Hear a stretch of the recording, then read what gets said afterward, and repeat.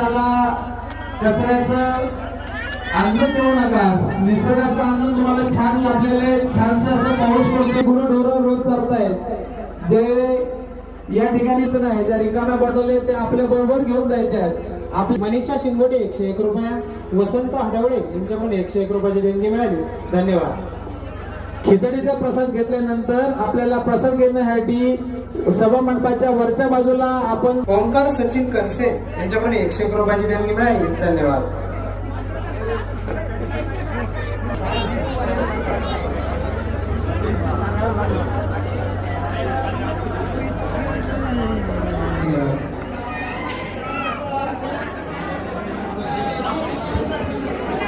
या ठिकाणी संस्था निबंधक वरिष्ठ अधिकारी आदरणीय सहर्ष स्वागत आहे.